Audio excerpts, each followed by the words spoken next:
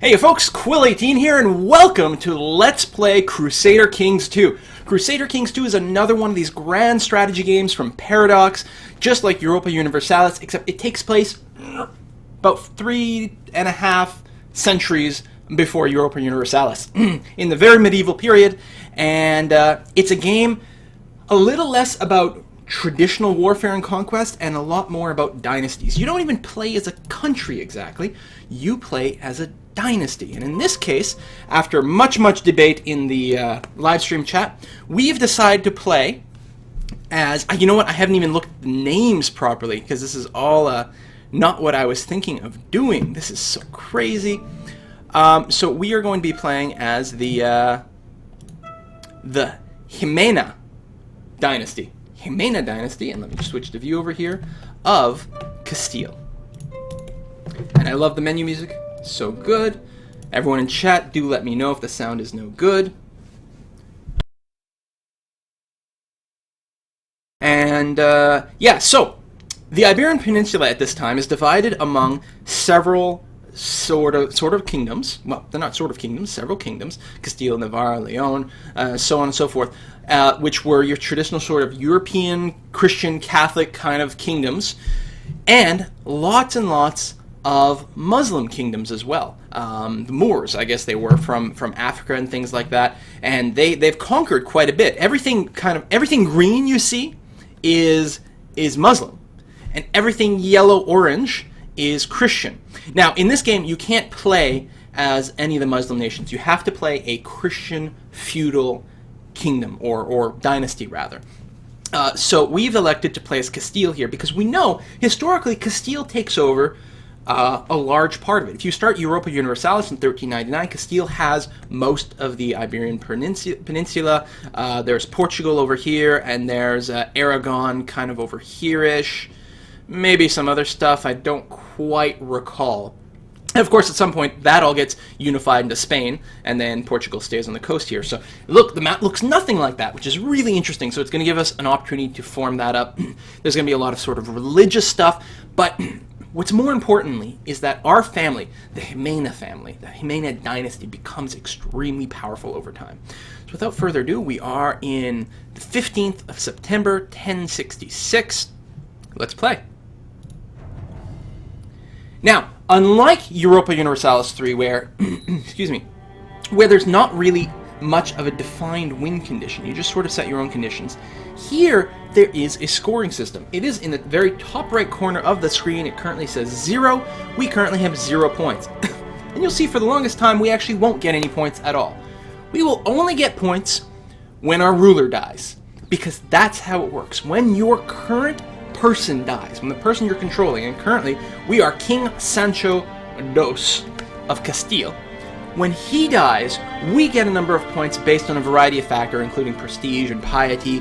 I think those are the two big ones, but there may be some other factors. Oh. Prestige and piety of each successive character you have played is added to your score at the time of their death. There we go. And then when the game ends, we get our total score from our entire lineage. We lose if at any point our dynasty dies off, or we lose our last county. So, and there's going to be some terms I'm sort of going to whip around kind of interchangeably here. Each one of these sort of areas, like here you can see Burgos, is a county. I may also call it a province, but technically it is a county, and it is ruled by a count. Although those titles do change depending on different parameters here. Well, let's go look at ourselves. What are our titles? County. So we're probably a count. Now, as opposed to if we were playing over here in, say, England, a count, someone who rules a county is actually called an earl over in England, but I think it's going to be a count down here. More importantly, we have a duchy. A duchy consists of one or more counties. So then the person who rules a duchy is a duke, and then finally someone who may rule over numerous duchies would be a king. Now in this case, it's a very small kingdom. We, as King Sancho of Castile, so we rule the kingdom of Castile, the realm of Castile. We are also, so that's one title we have, we also rule the Duchy of Castilla. and we have the County of Burgos and the County of Soria. There are 2 more counties here. It's kind of odd that this one... Oh, it's because it's a really long name, so the text is really small, and it's curved, so I can't quite see it on the map. But it is the County of Asturias de Santillana, ruled by Count Muño of Asturias de Santillana, and Vizcaya, ruled by Count Eneco of Vizcaya. So Soria and Burgos don't have individual counts. We are the counts of those counties, in addition to being the Duke of Castille, which has de jure kingdoms of all 3 of these places. Lovely. And as well as being the king. Now, the fact that... oh, wait, what is this? Ah, very interesting. As part of our Duchy of Castilla, this county here, Valladolid, is traditionally a de jure, or de jure. I actually don't... I always say de jure, but it's probably de jure, or de jure, county of ours. Belongs to our duchy. We have claims on this, and we could go to war to claim this, which we probably will. Stepping back, though, let's take a look at the kingdom. I don't think the kingdom has... It does, too. The Duchy of Castilla, the Duchy of Navarra, is traditionally part of our kingdom, although it is not right now. Where is it? Is this a vassal of ours? Really? He's our kingdom. Or he's our cousin, rather. He has no liege. If we diplomacy his butt. No, it's their own kingdom. Ah, the prince. King Atsanto. He is his own king. Still, we would like to bring them into our kingdom properly. I don't like the idea of that, they're having their own king. So that's going to be another thing we're going to want to do. And now going back to our title over here. Yeah, so the Duchy of Castilla. Oh, the County of Vizcaya is part of the kingdom. Right over here. And the de jure, and the Emirates of Toledo. Ah, or Toledo. Very interesting. So we have to keep in mind. And I'm sorry there's a little bit more wind up here because I wasn't prepared to play Castile. It was actually just the voting. There was...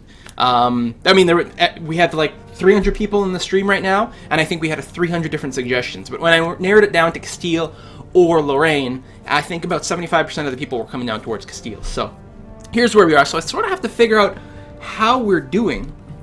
Are we married? That's a good idea. Assassinate the King of Leon? That's an idea. From the trailer, I think he's maybe a brother. Was in the trailer... Were they playing as Castile? That might be true, isn't it? Looking at ourselves, let's look at ourselves. We're King Sancho. We are 30 years old. We are not married. We're going to have to remedy that. We have an heir, which is currently King Alfonso VI of Leon. If we were to die right now, this king would take over. Now, I do not believe he is part of our dynasty. So the game really would continue. And then Alfonso here would actually take over, would both be the king of the Kingdom of Leon and the Kingdom of Castile. Should we just commit suicide? I don't think we want to do that, but it's kind of interesting to think about. So we're not married, we have no children, our heir is our brother, which I'm not really comfortable about. We want, King Sancho and his children to take over things. It's nice that he doesn't have kids, because we'll have the opportunity to name them all. First thing I'm going to do, I'm going to pick an ambition. I'm going to have an ambition to become married, because that's pretty important. We're going to talk about the intrigue a little bit later, but right now I'm going to try to arrange a marriage for myself. So we've got a variety of... Actually, before I do that, let me go over to the characters screen. These are all the characters that currently exist in the game. Note that these guys all start with the letter A. Let's scroll. B, D. Oh, there's actually not that many right now. Let me run the game for a couple months. We'll come up here. There will be so many characters generated, it will blow your mind. There's going to be so many people in this game. So there are a lot of people out there to marry. There are a variety of princesses, so we know different amounts of people. We'd have to get to know different people. And then there's people all the way down to just sort of courtiers who really have no political not much political influence, and certainly not much prestige. We're a king, obviously we want to marry a princess, my god, and we want to marry the best princess that we can. Someone that might give us good alliances, and someone who also has good skills, good prestige, of course is relatively fertile. That's very important, obviously. Right, for example, Princess Adelheid. She's a princess of the Holy Roman Empire. She is a scholarly theologian, which gives her minus 5% fertility. Furthermore, she's also chaste, which is an additional minus 15% fertility. If we want a lot of babies, she's not the person to go for. That being said, she is a princess. She's 20 years old, which is a good age for that sort of thing. She's got some fantastic skills. She's got a rating of 13 in learning, which is very, very nice, because your wife adds half her score to your own skills. Speaking of skills, let's take a look at ourselves. We've got an 8 in diplomacy, not very nice. 17 in martial, very, very, very good. 8 in stewardship, yeah, alright. 4 in intrigue, damn, I actually really like intrigue, and apparently we're gonna suck at it. When we have kids, we're gonna probably try to educate some of them in the art of intrigue, so that we'll have some good people at hand. Hopefully we've got a good spy master. We must, because our effective intrigue is 16 right now, thanks to our counselors, so we must have a really good spy master. In fact, our martial skill is currently rated at 44? Really? Our marshal has 27 points on his own? He's the best freaking marshal I've ever seen in the game. I didn't know that was even possible. He's not even married. We have to keep Rodrigo Diaz very happy, because he's going to let us kick all kinds of ass. Holy crap. Yeah, so our intrigue actually isn't terrible with our counselor, but it's not good overall. And our natural learning is only 6, boosted to 19 with our help. Yeah, alright. So, arranging a marriage. The learning wouldn't be terrible, because we could use a little bit more, maybe researchy type things. Research is not a big part of it. I do like the idea of a princess. Who else? Sort by rank. So there's the Princess of England, Gunhild, the Princess of England, who's got crap skills. She's only 11 years old, too. We'd have to wait 5 years before we could marry her anyway. We'd just be betrothed. You could be betrothed to someone as young as, like, a year old. Doesn't matter. Right? That's common arranged marriages. Ulrica, Princess of Aragon, an underhanded rogue. We could use a little bit more intrigue, now that you mention it. She's proud, paranoid, wrathful. You know, this would give us an alliance with Aragon, which sounds like a pretty good idea, actually. She's 18. Pretty good age. As in, for fertility, I'm talking about. It's all practical, right? It's not about love. It's about, A, what do you give me? And B, will you pop out some babies for me? I think I like that, actually.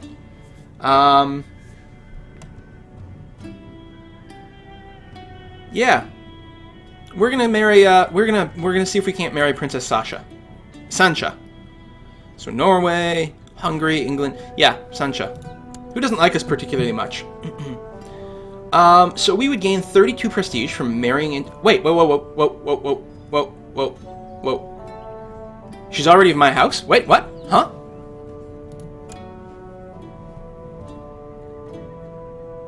How closely related is this person?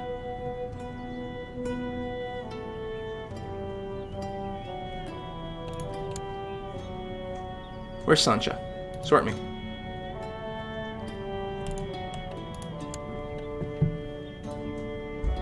Ah, she is my, she's my cousin. I can marry her! That's okay! There can be certain problems, which were very common in the royalty, that happened with inbreeding. So who's the Prince of Aragon is my cousin. Right, of course. His wife, the Queen Consort, appears to be... She's 15 years old. Good, you're 24. Okay, I guess it's not the worst. We're not... we don't even like each other very much. We don't really have much in the way of an alliance, I think. We do have an alliance. Well, we're the same dynasty. So maybe that's not important. Alright, you know what? Let's get on with it. Let's marry someone that we're not so related to. I don't want England because they're kind of weak right now. Norway, what do you bring to the table? More martial skill. Tough soldier. You know, I think we'll marry Adelheid. We may not end up with a lot of kids, but we should be able to pop out 1 or 2 heirs. And then we'll dilute the gene pool a little bit here. Alright, so he'll accept. That'll be good. We'll get a new ally. That'll be very nice. Alright, so ruler unmarried. We're going to deal with that. Yes, press du jour, ducal claims. Right over here. So, listen, brother. You and I both know that Valladolid belongs to me, right? He's got a bigger country. I don't have a ton of money either. We may, I'm going to unpause it here. We may run for a little bit, and we're going to wait until we get married. We need some more money so we can hire some mercenaries, I think, to help us out. Takes a couple of weeks. There we go. Excellent. We can get married, and we can collect a royal aid duty to pay for the ceremonies, which should give us 5 gold, not very much. Or we can just gain a bunch of prestige, which I'm going to go for, because 5 gold, not enough. Even though we need money, it's not that fantastic. So that's excellent. Let's take a look at some of these other screens while time goes by. Oh, we fulfill our first ambition to get married, which is good. We could plot to kill our wife, which may be something that comes up if our wife ends up very old and barren, and we, can't give us kids and things like that. We may just want to offer. We'll save those sorts of ideas for a little later. Ambition: get wealthy, become a paragon of virtue, exalted among men. We want to have a son to pass on our family name. That's my ambition. This isn't something we're going to be active about. It's just going to happen, and then it'll give us some more prestige or piety. I think this actually gives us piety. Jimena feels I have a courtier named after my last name. Anyway, she feels I risked too much with my escapade and tried to persuade me from stop risking my life. But it's such a thrill! Piss off. Alright, so she's not gonna like me quite so much, but that's not the end of the world. Yeah, okay, so money. Actually, let's go look at our council very briefly here. We can send our chancellor somewhere to start fabricating claims, which we don't really need at this time. Although I wouldn't mind it on Navarra. And yeah, I can't declare war on him right now. So, I think that's where we'll send our counselor. I'm going to try to claim this one and then maybe end the battle on Leon. We maybe just want to finish them off in one blow. Maybe put down some more claims. Take some more stuff from him. Sure. You know what? This province, of course, has always belonged to me. I'm the eldest of the family. It clearly belongs to me. We are going to need more troops, so I'm going to have my marshal train some troops in Burgos right now. And we need more money, so the steward is going to do that. Burgos is my capital.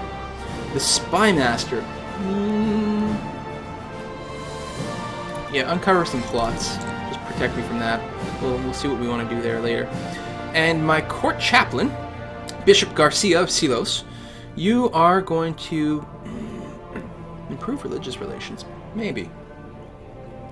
With the Pope, I think we may just increase our cultural technology for now. And that'll keep my court advisors a little bit busy. Ah, the princess has arrived in my court. Wonderful. We can tweak our laws. Low crown authority I'm okay with. If I go any higher, the vassals start to get a little bit more upset. Now, I don't have much in the way of vassals, so it wouldn't be the end of the world. In fact, I might want to increase the size of the levies so I would get a bigger military. Actually, it's not a terrible idea. Or I can increase taxation. Muñoz claims he would be a better steward than Mayor Gonzalo, and petitions that he would be given the title of Steward of the Kingdom of Castille. So, he wants to be steward, which is right over here. So my current steward has a stewardship of 10, and this guy has a stewardship of only 11. So I'm not willing to get someone mad by doing a swap. I'm going to say give Gonzalo a chance, and that should be pretty neutral. Technology screen, it doesn't really come up much, so we're not going to worry too much about it. Oh, I did want to check the succession laws. Ignata cognate primogeniture. So, the oldest child of my ruler inherits all titles. Women can inherit, but only if there are no eligible males. So it'll be my eldest son by default, otherwise my eldest daughter. That is fine. Yeah, the Moors, yeah.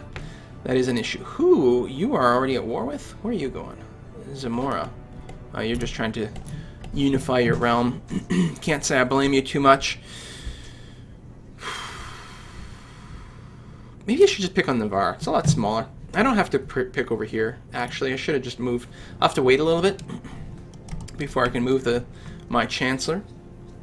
I could go to war right now and claim that. It's a tough decision. Promised Muñoz that he had a chance to become steward of the kingdom. Now he positioned me about it again. What? I just bought some time, is that all? I would actually lose prestige doing this. Alright, fine, we'll do it. Upgrade our steward.